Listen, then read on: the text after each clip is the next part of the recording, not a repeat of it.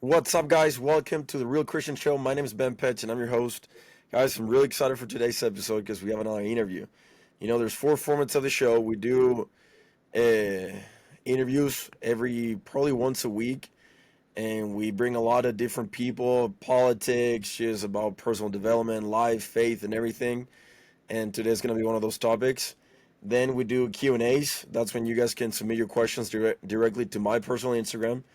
Another one that we've done that is actually really cool, we did with Phil Lyman, the guy that was running for governor here in Utah, where we talk about current events, what's happening with the world, politics and whatnot. I really enjoy that. And then the other one is just me doing like a solo podcast that kind of like short segments, but more like a real talk about just faith, entrepreneurship, sales, and a bunch of different stuff like that. And before we start, guys, remember that I'm a true believer of word of mouth is the best type of marketing. So if you found value in today's conversation, and if it helped you or made you laugh or whatever, share with your friends. Now, if it sucked, don't share it. I'm cool with it. But if you actually found some value, share with your friends. Word of mouth is the best marketing, and that's what we're doing to build the show. So anyway, today we got Marissa Viglio. How you doing, girl? Good. How are you? Doing awesome. It's been a freaking amazing day. What have you been up to today? Awesome. Just knocking out a couple client calls this morning, and I just got myself a matcha, actually. Did Ali So get you into matcha? she did. Yeah, Yeah. she's been posting all over it. It's been trending lately, for sure. Like, what does it do? Does it have some like health benefits or something? I think it's cleansing. Oh, It okay. suppresses your appetite. What else? Okay, it doesn't give you like energy or anything, right? Well, it has caffeine, so it's more Oh, it natural. does. Yeah, it's more natural than coffee. Supposed to Interesting. be, at least. Interesting. I'm gonna have to get myself some matcha then and give it a try. Gotta hop on But the trend. Starbucks I'm on the trend. sugar-free matcha, actually. Gluten-free matcha? Starbucks has sugar-free matcha. Oh, sugar-free. Yeah, sugar-free. But does it come from like a leaf or like a plant or something? Oh, So originally it's a leaf, but then they make it a powder. okay. I'll Yeah. give it a try. Hop on it. Replace the Red Bull. I don't drink Red Bull. Everyone knows that's BS though. When I'm doing sales, I need a bunch of caffeine. So, anyway, cutting the topic of caffeine, Marisa, we met. What was it, like 6 months ago when you guys weren't here in Utah? That was like a few months, maybe two or Oh, three months ago. it was. Oh yeah. Time So flies. 2 months ago, Hmm. and it's funny because we started talking, and this is one of the reasons I wanna dive into your story, and we'll get right into it. But you have a very unique story, very unique, let's say, conversion transformation, and I think a lot of people can benefit from it, Yeah. especially right now when I think a lot of girls, a lot of women, they value other people's opinions instead of God's opinion about themselves. And anyway, I just want to be able to share your story and just dive more into it and give an opportunity for people to listen to the raw version of it. So before we start, I want to address one post. I want you to tell the story behind. Let me pull it up. I actually have it on my laptop. It's the Tulum post. Yes. Okay, what happened in 2020? Since 2020. Wow. Such a good question. So 2020 was a year that I was traveling abroad with a friend. We went to Tulum, and that was the first time that I got introduced to the house music scene. Oh, wait, give it like some context of what Tulum is and what it shows and everything. Oh, Tulum is like a vacation place. It's in Mexico. It's kind of like, how can I describe it? It's like LA, very chic, fun, meets Ibiza. So meets like the underground house and techno music scene. And it's really maybe meets Miami. So LA, Miami, Ibiza all together in one city. And it's fun. It was fun. I really enjoyed it. I was young. I was in my early 20s. I traveled and it was a sense of freedom, where we were all in bikinis on the beach, a bunch of DJs, and in that time frame I experienced this like high, and it was people were doing drugs and things like that, but it was more of a spiritual freedom that I thought I had experienced during that time.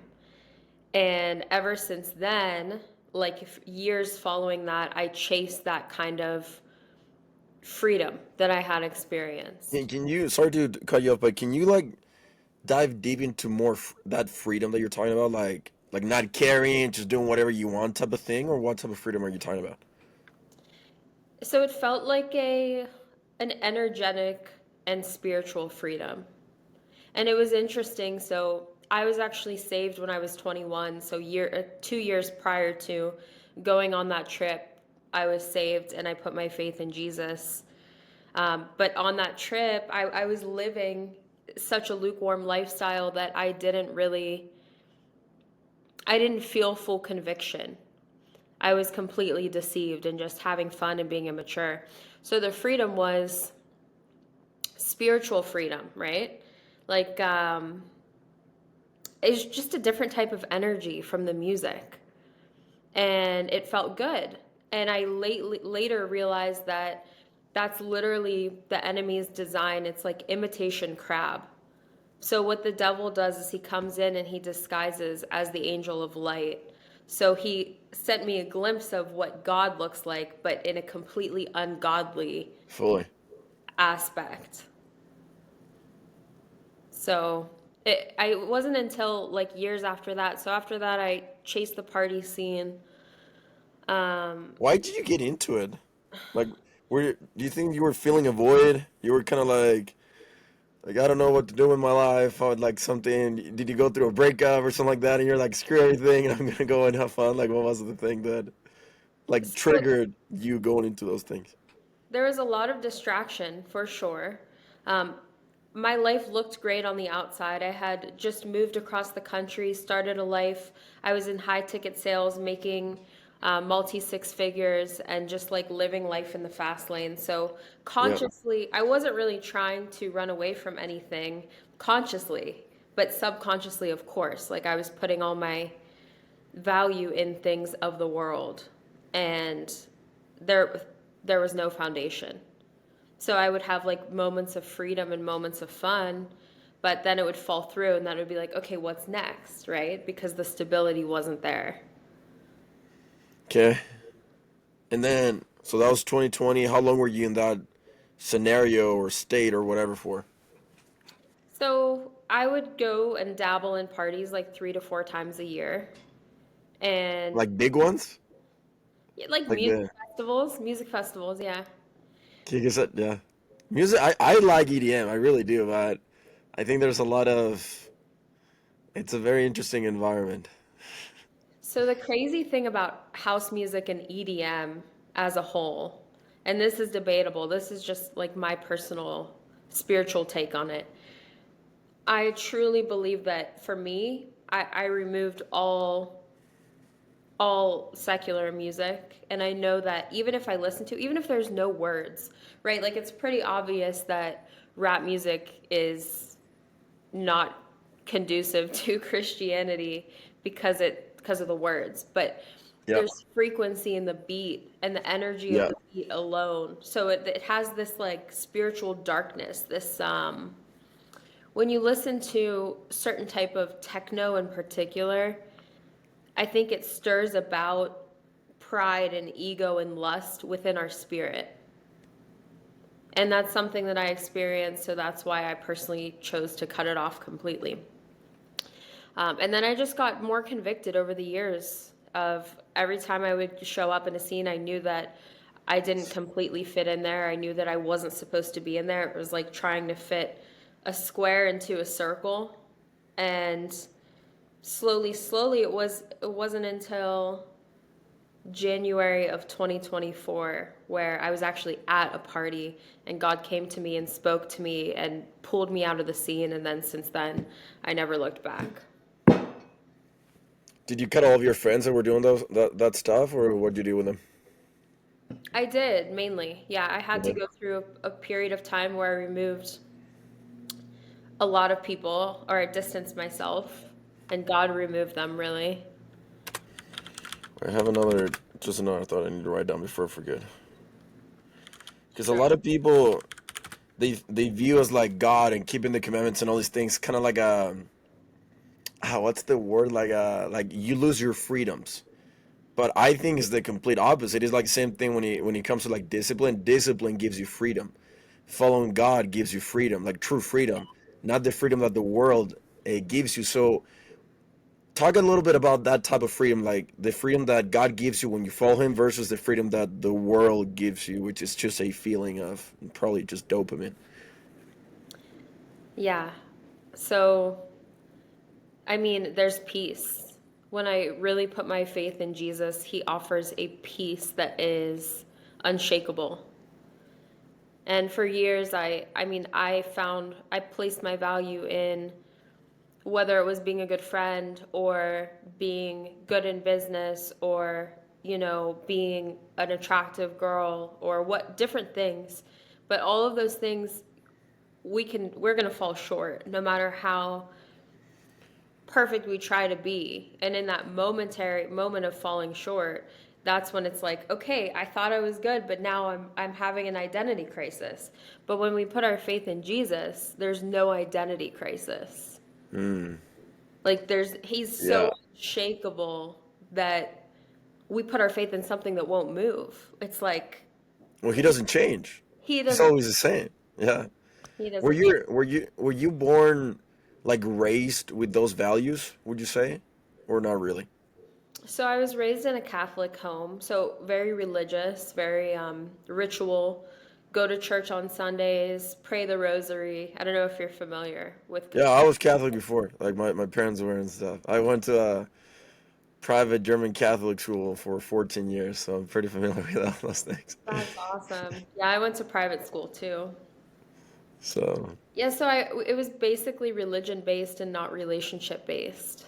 And because religion based, not relationship based. yeah, so that's how I was raised, based on Yeah. religion and you're supposed to do these things. And I was had a little bit of a rebel spirit. So I was like, no, I don't want to do those things. Like, let me figure things out my own way. And then I studied world religion actually. And then Jesus came to my heart. I had a In great college? in college. Oh yeah, I studied world religion in college. Really? That's cool. Yeah, both in high school and in college. Okay. And then I had a friend I met when I was 21 who started to, this man had the Jesus glow. He had the light and love within him that I had never really seen in anyone. And I was like, what does he have that, like, what's going on? And he started to tell me about Jesus and what it means to have a relationship with him. And then I got curious and I started to pray to God. And then the Holy Spirit revealed himself to me. God revealed to me that Jesus was the way. And then from that moment that I accepted Jesus into my heart, it was a heart shift, a heart transformation. So it went from head curiosity to a complete surgery on my heart. And That's that's cool. how, That's cool. yeah, that's how I would experience. And so I was like, all right, I know who Jesus is now. And then I moved across the country. I moved from small town in the Midwest to Vegas. God, that pretty much sums it up right there. And there were a lot of distractions, and I was also very young in my faith, and I didn't have the right support system. I didn't have friendships. I wasn't going to church. I didn't have friendships that were supporting my faith. And I really believe that it's so important for new believers to surround themselves with more mature believers because that's the only way that they'll survive and get stronger in the faith. Like that community is so essential for I spiritual always, development. I agree. I always say that the devil attacks the individual, never the group or the team or the community. And Hmm. there's a lot of power when it comes to just being like proximity. There's, for example, like I have this dude is like my brother. This guy's from Texas. His name is Hunter, and we do everything together. We're like the top sales guys in the company we work at. He works with me in 20U. And we're doing real estate together. We work out together. We fight. Like, we do everything. And just by this dude being around me, like, he doesn't have to say anything, but he just pushes me. Like, I don't even want to be on my phone. I want to be doing something else. It's just the energy of people around you. Now the problem is, I think a lot of people, and again, I'm speaking because I'm a guy, so I don't know like the perspective of women, but I think a lot of girls also they don't have that strong support system. And maybe it's just facts to be honest, or my opinion. I don't know, but I think guys are more like naturally driven of working out, going to the gym, and kind of like personal development and all these different things. And for girls, I don't know if that's like a very common thing, so it might be harder for them to find people like that. You can correct me if I'm wrong, but I want to hear your experience on that to see what you think of it. Yeah, it's so important to have women like a support system with strong women. Um, yeah, it's tough. Men are definitely different than women. We are.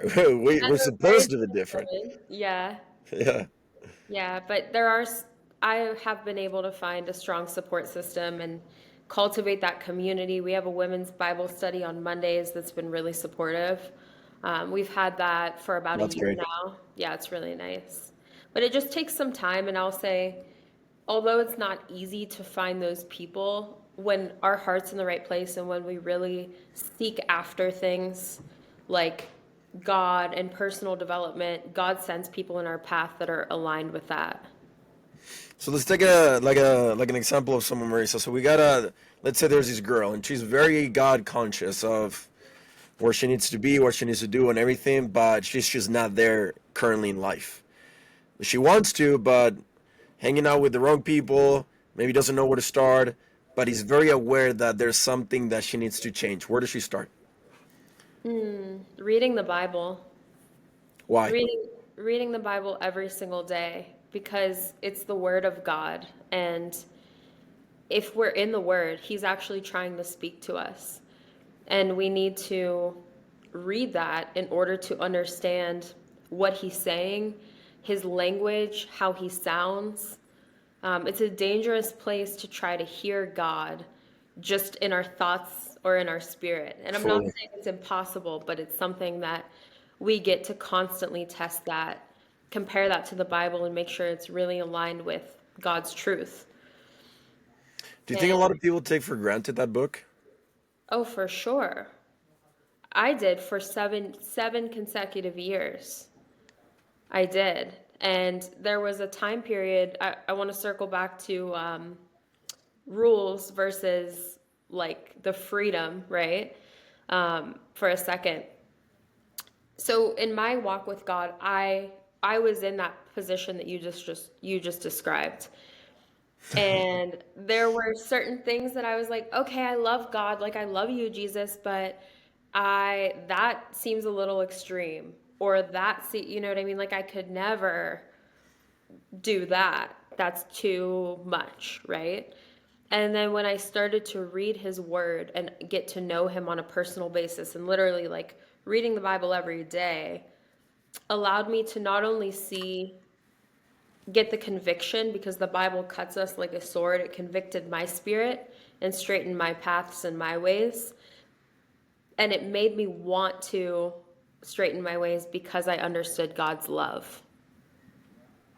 So what started out as, okay, I know, I'm probably not right with God right now 100%. I should do something about this almost out of fear, like of the consequence. It Mm. completely shifted to, okay, even if there isn't a consequence, I would still live this way because this is better, because it's better in God's eyes. And there's more sanctification and freedom. Like, I thought, for example, rap music. I was like, I could never go to the gym without listening to rap music. And now it's completely shifted my whole life because there's Christian rap, first of all, that's fire. And just like the renewing of my mind when I remove all the negativity and the swear words, there's a purification that happens that's been really, really positive.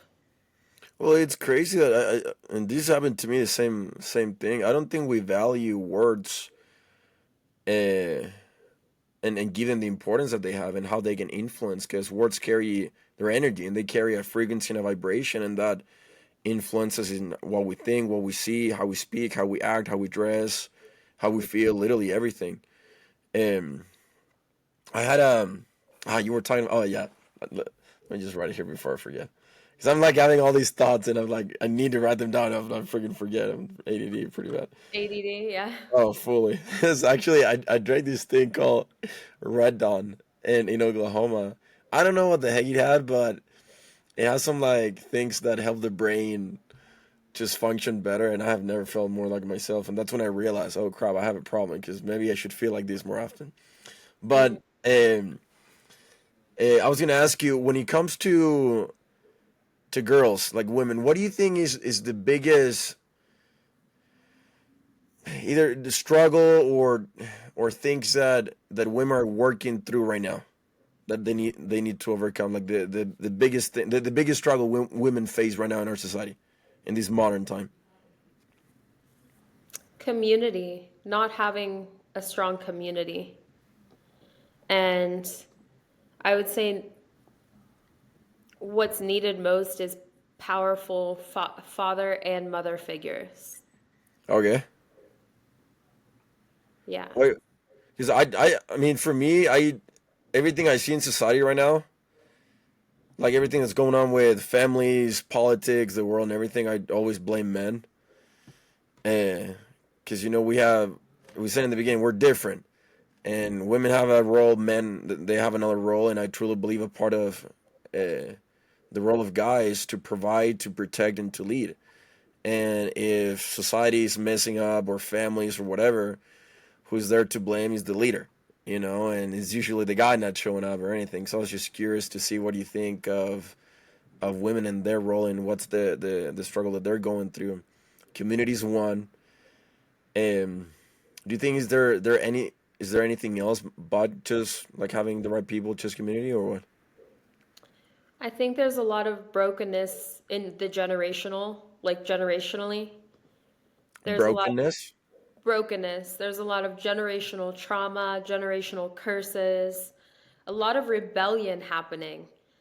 Women are stepping into society and feeling the need to be everything that they should have had support with, Yeah.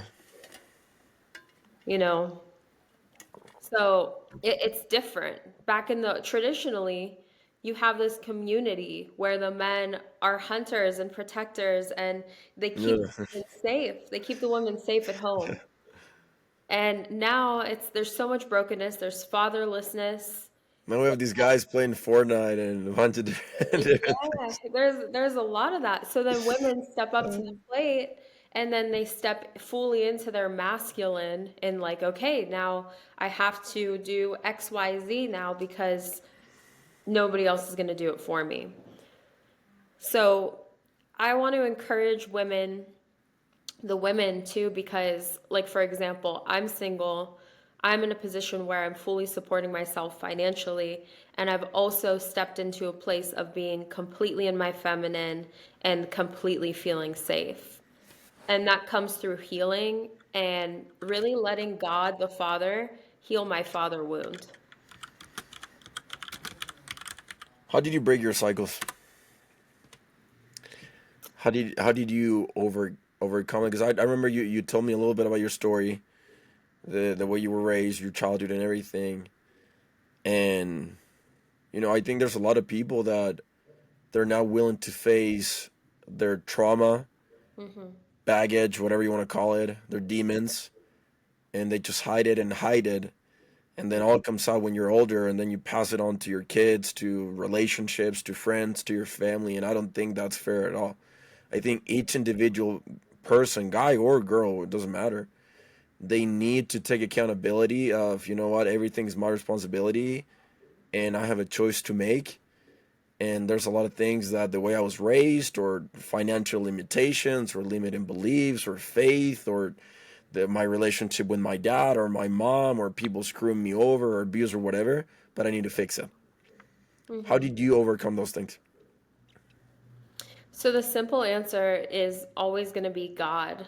Um, fully surrendering my trauma to God, I allowed Him to change my life. Um, Also, an unwavering just seeking the truth, being vulnerable, being courageous to know the truth, and being intentionally self aware. That was the beginning of it. And diving deep into this road of personal development. I literally was like, in one of the seasons, I was in the middle of my trauma or whatever situation. It wasn't good. It was actually, I was in a toxic relationship with an ex, and I was just very emotional. And I just remember seeking, like, Google searching personal development center with community. Yeah, actually. And I literally That's found this center the next week. And then I started my healing journey, and I did a variety of courses, like 7 different courses on trauma informed healing, nervous system regulation. And all of that work supported me. A lot of deep work, a lot of journaling, and a variety of somatic work and modalities. Ultimately, what made the most pivotal shift is letting God into my healing journey. yeah. Yeah. You feel like just before you were just trying to like figure it out by yourself type of thing? Yeah, like personal development. And then that's what I was gonna ask you is I think a lot of when it comes to personal development, that can literally become your God. Mm-hmm. And I think a lot of people jump into it and just I'm in control. Me. And I'm gonna make money. I'm gonna get in shape. I'm gonna like face all that stuff. And I don't know. I think they forget that I'm like, dude, we're children of a king. We're children of a God. We're living way below our means. We have way more resources than we actually think, and we don't have to do life alone. We really don't, you Yeah. know? It's so And freeing. And all of those principles in personal development came from the Bible. Like everything in that's so, that's so funny. That's so true. It's like the philosophies of man mingle with scripture type of thing. Yeah, right? That's funny. What's your favorite story when it comes to the Bible of I mean, like something that you hold on to, like some that inspires you from the Bible. Like, what's like your go-to? There's so many. David and Goliath. That's powerful. I mean, have you seen what's the new series? The Chosen, No, it's oh, House of David. H- House of David. House of David. So it's a series Um, on Prime, and it's the story of David. oh, that's sick. It's like brand new. Yeah, you should watch it. It's pretty. I'll watch it. I didn't know it came out. Oh, what do you like about it? So the story of David, how he picked David, right? The youngest, most underqualified brother. And, you know, God literally picked him and appointed him and made him king, like one of the most powerful kings in the Bible. And Yeah, consistently, story after story, we see that so many times God choosing the weaker one, the weak link or the one that's underqualified, and using his strength in our weakness. So those stories are really empowering to me, specifically David, because it's just confirmation that God uses our weakness for his strength to glorify himself. yeah. You know, I the show's called Real Christian because that's something that I and it goes with the story you're telling. I think a lot of people that believe in God or Christ or whatever in today's society, and they come across as this holy, perfect, amazing, no flaws person. I'm like, for me, that stuff it pisses the crap out of me. Because like when people like social media, they come from like I'm in this pedestal and all this BS, but I'm like, dude, imperfect people need God. Hmm. Like, Yeah. when did a church become a museum for perfect people or for saints? It's always been a hospital for sinners.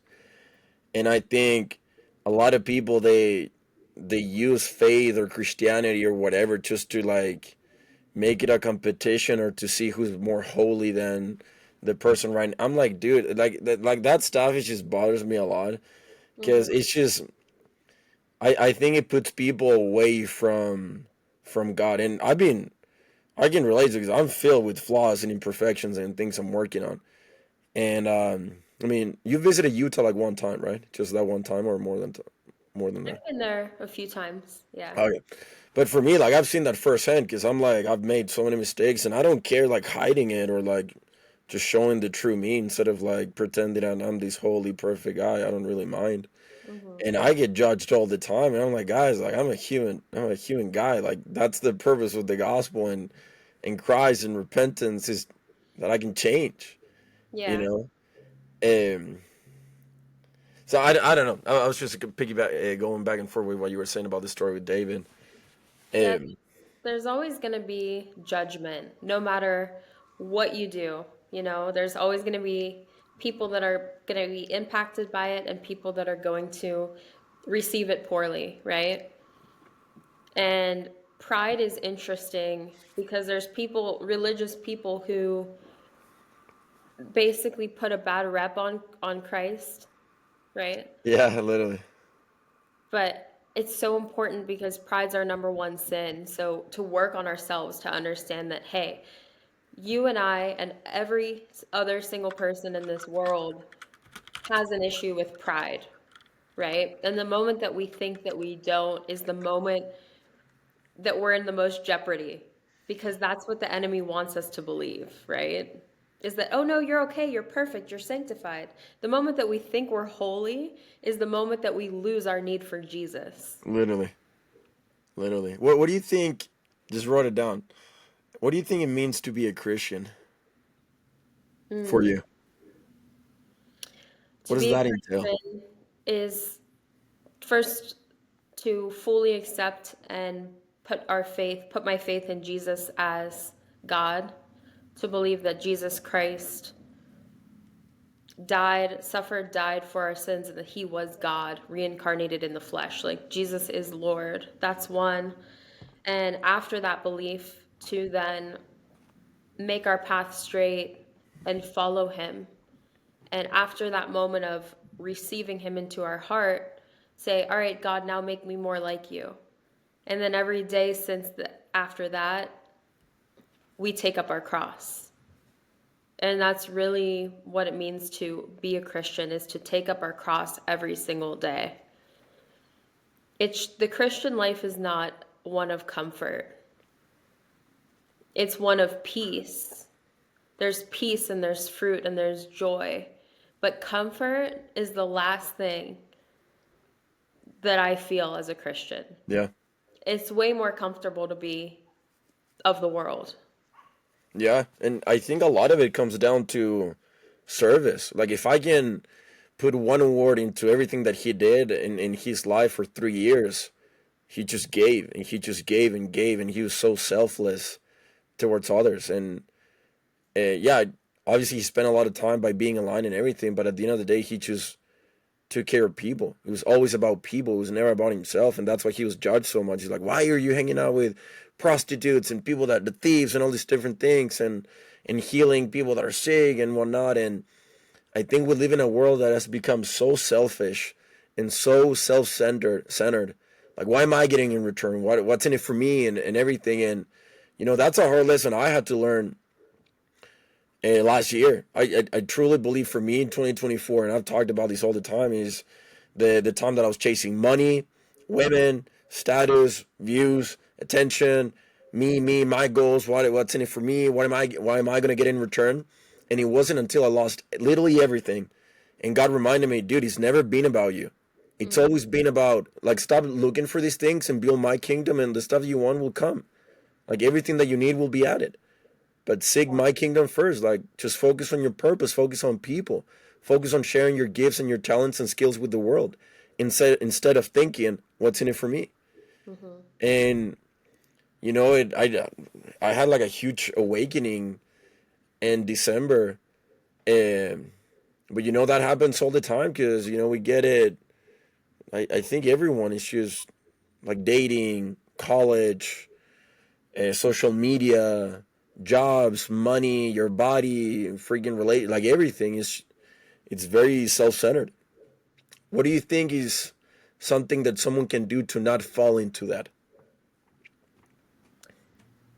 Well, other than reading the word, be intentional about who we surround ourselves with. You're Like, always going back to your internet. It's like the biggest thing, bro.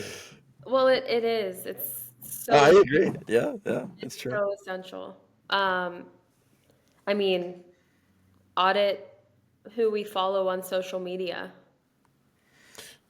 Like what's on our page? Is it thirst trap after thirst trap? Is it because Instagram's crazy? It can get crazy on there.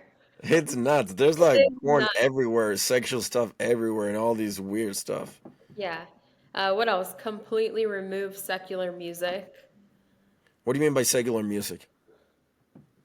Well, pretty much anything of the world, like pop, hip hop, rap, like worldly music. Okay. And if you do listen to that, right, then be super intentional. Like, listen for the words. You know that new song, Anxiety? It's like, da na na na na na. It's pretty good. Yeah, yeah, right? Nine Saturday. Na, na, na, na. So catchy. I listened to it twice, not even like the full thing, just two little posts I saw. And then what happened after that was I literally couldn't stop thinking about this song. And Yeah. it was anxiety, anxiety, anxiety. So it's planting. We have to be careful because most of these songs plant things into our subconscious mind. And that goes back to what we were saying about, the Bible says life and death are in the power of the tongue. So it's literally someone speaking anxiety over our minds, and we think it's just an innocent and catchy song. No, I fully agree. And there's something I want to go back to that you were talking about, and I really want to touch again when it comes to trauma. And even though we've been talking about like what people can do and everything, what was your like hardest trauma to overcome in your personal life? Mm. My hardest trauma. So, my hardest trauma was probably a compilation. I lost both of my parents. So, when I was 13, my mom got diagnosed with stage 4 cancer. And then, actually, I'm sorry, when I was 11, she got diagnosed with stage 4 cancer. We lost her when I was 13. So, that, I think that everybody goes through life transformational events. That was definitely one of the biggest. And then after that, it was we lost my dad years after that, about 8 years after, of a massive heart attack. So seeing, Holy smokes, that's wild. yeah. So it was a combination of those two. And what happened was I was so young when we experience a trauma. It's like sometimes things are so earth shattering that our human body goes into survival, Literally. either fight, fly, or freeze. So in that Yeah. moment, it was like, oh, I was almost numb to the fact because if I would have felt that deep emotion, that pain, then I probably like wouldn't have gotten out of bed. You know what I mean? So it was just a series of me trying to navigate my teenage years, and then boom, my dad passed away right when I started to process my mom. And it was truly like, I mean, it was devastating, and it's so important to be able to heal through that. And God has held me like a father, and it's something that seems so simple, but the true way to get through grief is to go through it. Our body's going to want to just push it down and be like, okay, this is exactly what I did. I built this fully functional, successful life, but my trauma wasn't dealt with. It was still deep rooted. Yeah. So that never goes away. It either comes up and you grieve and you process, or it gets trapped and it comes out when you don't want it to, or it manifests as disease and illness. So it has to, some way, be dealt with. How did it manifest for you? I'm sorry. How did it manifest that trauma for you? Great emotion. Or just emotion? Emotion. And it was truly, COVID was the catalyst for it because I didn't have any more distractions. I was like, oh, I ran out of distractions. So let me deal with my emotions. Who did who did you turn to?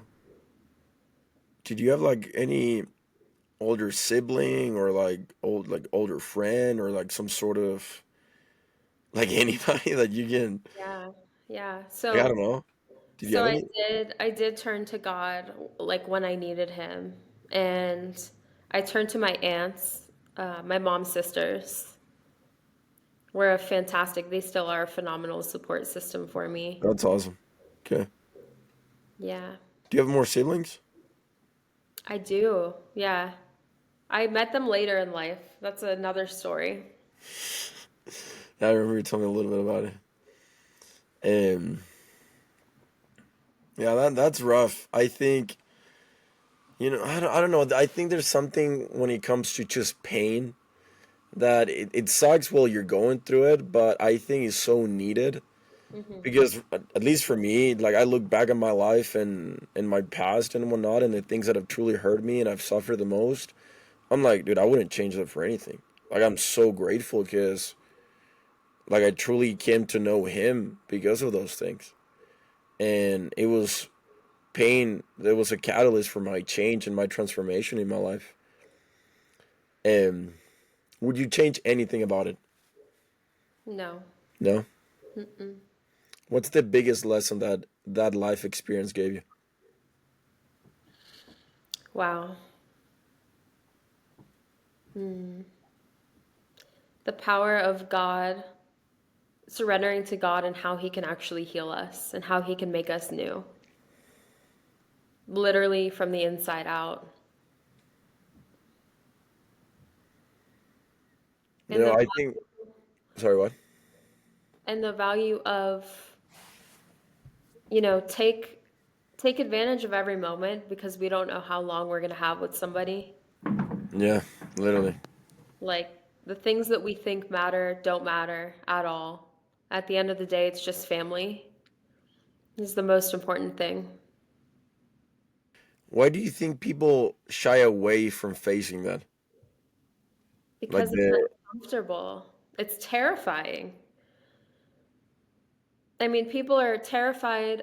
I think the conversation and belief is if I face these feelings, then I won't survive. If I face these feelings, then I'll lose the life that I built.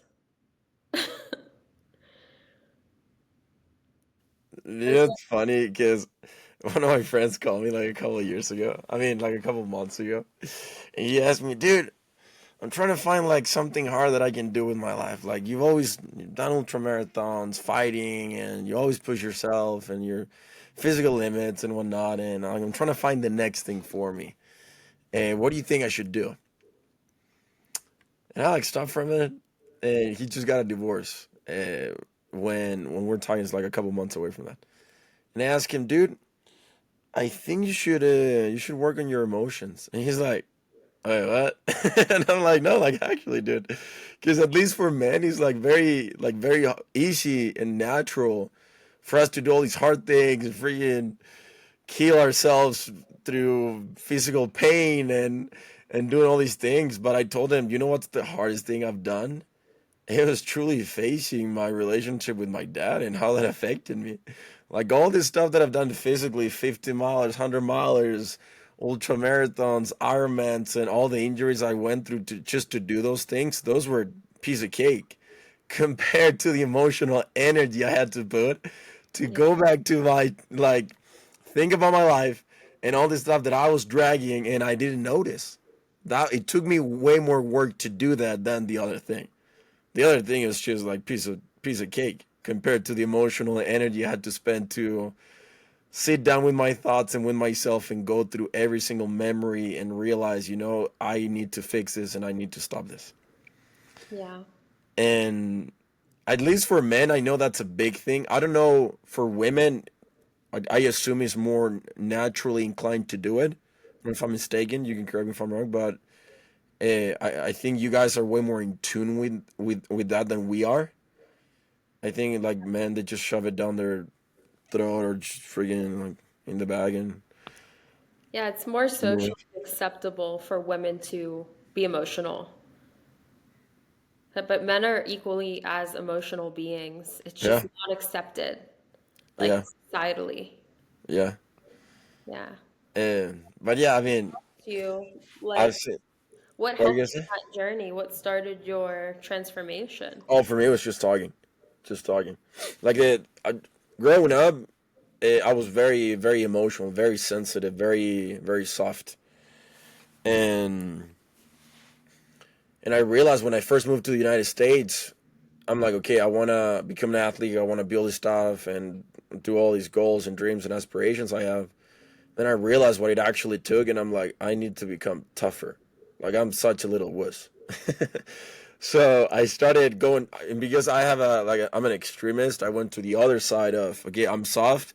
I'm gonna become a freaking bulletproof guy to the point that I didn't feel a single thing. I wouldn't cry. I wouldn't like feel anything. And it wasn't in 20. It wasn't until 2022 December that something happened with my little brother that just broke my heart, and I was bawling for 2 days. And I'm at the gym working out, just crying, like in so like tears, like my eyes are swollen from crying so much. And I'm like, what the heck is going on? Like I'm this. I thought I was so tough. Why am I crying? I could not make it stop, and I'm trying to go with my life, but I'm literally at EOS here in Utah, and I'm trying to do freaking like shoulder press, and I cannot stop crying. And I'm like, okay, there's something I gotta fix. This is not normal. So I just started, for me, just go and talk to someone. Because I know how to fix myself, or not fix myself, but like overcome the stuff that I'm going through. And my systems and my routine and everything truly helps me. But I'm like, I just need to, that energy that I have inside, I need to let it out. Yeah. Because I was just retaining everything. Yeah. But yeah, that was a huge thing. And again, I went and did a lot of work, even in the past couple of months, again, especially because I realized that when it comes to relationship, I did a lot of mistakes last year, and I realized that a lot of those things is because I was not emotionally available for the girls I was dating or whatnot or anything. And this year, I'm like, I mean, it's starting November, December. I'm like, I gotta change that, and it's been friggin' awesome, and and like even now, I'm going out with this girl, and it's been like such a like I truly feel that I'm there. Like I truly feel that I'm like connecting with someone that before I I I, I don't know if I was scared. Probably I was scared to connect, but they would like pour into me or whatever, or like open up and connect with me, but I would not do the other thing. Hmm. I would not receive it, or I would not allow it, or I would not give them the opportunity to truly get to know me, and that was extremely hard.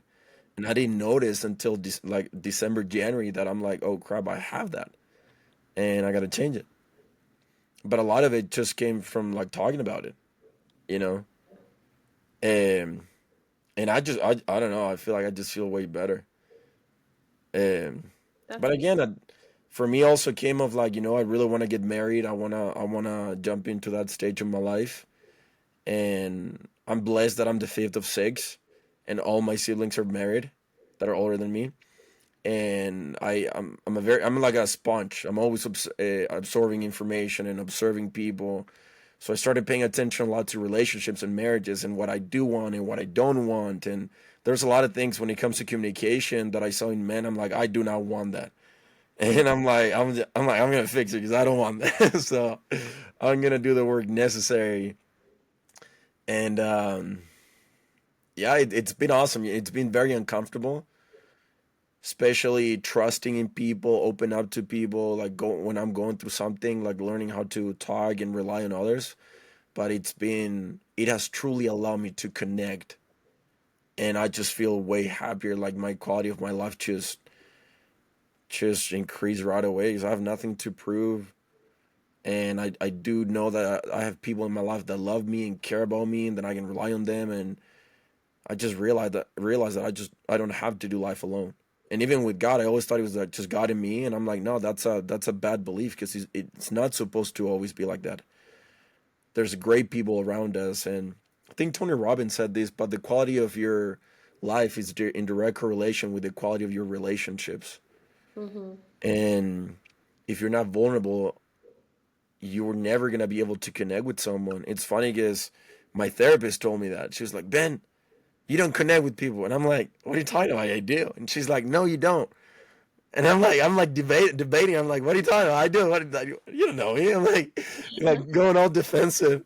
And she's like, Ben, all these people have opened up to you, and like you help them and do all this stuff, but you don't allow people to help you. You don't open up to them, or you don't share your heart to them. And I started thinking, I'm like, oh crap, you're right. I'm like, gosh dang it, you're right. And a Yeah. lot of it came from me being hurt, or like past relationships or family stuff that I had no idea that was a thing.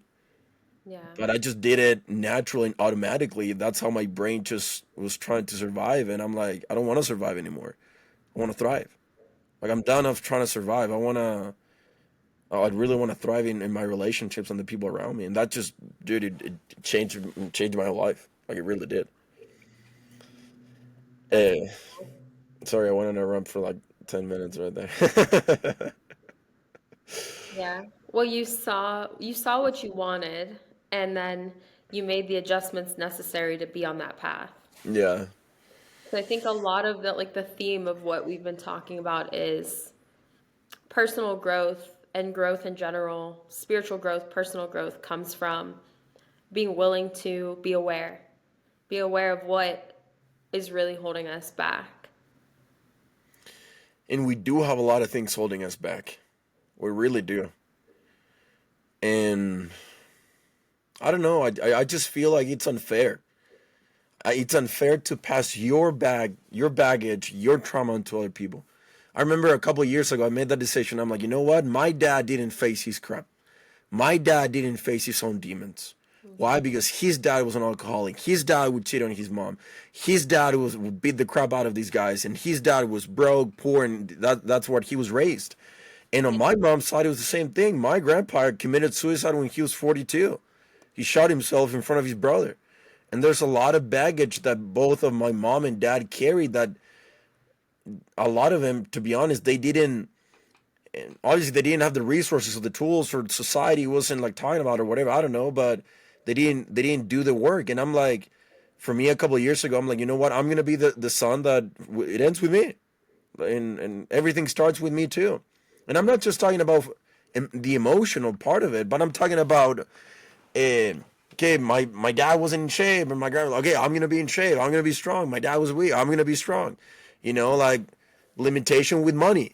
We struggle with this, we struggle with that. Okay, it's not gonna happen with me anymore. Like it ends with me and starts with me. And then same thing with faith, relationships, and how we live in this world, the impact that we have. And I think a lot of people, that if they come from a messed up background or messed up family or whatever, I think it's a beautiful thing, because you get to choose if you want to be the one in your family. Like, I love the movie The Matrix, just because of that reference of like, dude, you're the one. It's you. It's not your mom or your boyfriend or your girlfriend, your brother or your sister or your cousin or your friends. It's you, and you have that opportunity. And Hmm. it's beautiful because you get to impact generations upon generations, and the ripple effect that you can have on people is just, I don't think you can measure it. 100. Um, and that's one of the reasons why I wanted to have this conversation with you, because I've seen that you've done that work too, and I praise that. I really do, because I think it's needed. It really is, and I don't think a lot of people talk about it, or if they talk about it, they just live in the past of like, poor me, and like, so sorry about my life, and play the victim, and look at what happened, and I'm messed up. I'm like, nah, dude, screw that. I accept for what happened. I had no control, responsibility, and I'm gonna become better. Yeah. I'm gonna use it. Now you use that to help other people. Freaking awesome. Your mess is your message. Amazing. I applaud that. That's amazing. You know. So More and freedom. more people, more and more people in our generation are waking up and understanding these things. Like, so many people that I talk to are able to identify generational curses and are now developing the tools to be able to break them. But it takes like deep work and deep awareness and to understand that no matter where you came from, right? There's probably some trauma that you have to heal from. Yeah, everyone has it. Everybody, Everyone. yeah. And that's the beauty of it. I'm like, instead of like shying away from it, I'm like, dude, we're all flawed and that's okay. Let's We all accept have that. something. That's perfectly fine. You know, and it makes you you. Like I love my mess. I freaking love it. Mhm. Cause it makes me who I am, and I'm so grateful because I've been able to help thousands of people because of my mess. Yeah. Because it allows me the ability to relate. Yeah, and Jesus loves our mess too. Yeah, He loves us unconditionally in our mess. And if God loves us, then we get to love ourselves. yeah. So Yeah. yeah, I think that's a beautiful thing. Let me ask you this, Mary. So where are you in life right now? What's happening? Where do you find yourself? What's going on? What are you working towards? That is such a general question. I mean, I'm just saying, like in life, like career wise, like you're working. I know you're doing your coaching program. You're working with Yeah. your clients. You're very deep in your faith. Like I'm talking about those things. Yeah, so first and foremost, always working on my faith, growing community, and right now I have an online business where I help. It's a high performance coaching business Wait, how do people can have access to your community? through Instagram. You can find me through my Instagram Instagram. handle. Okay. Yeah. Yeah, so helping people navigate, step into the best version of themselves and overcome the trauma and overwhelm and burnout. Okay. Yeah, and step into the next level of themselves, whether that's career, finances, relationships, and faith. What are your goals with that online program you have? Mm. To reach as many people as possible. And really, my biggest goal is to evangelize and see people come to Jesus. That's good. So we're gonna see you like become a pastor or something, or No, what? don't say that. No. No. Wait, why not? I don't know how it works, like like in your faith or whatever, but like in how you guys do it. I think traditionally in the Bible, men, in the traditional form, right, men are pastors.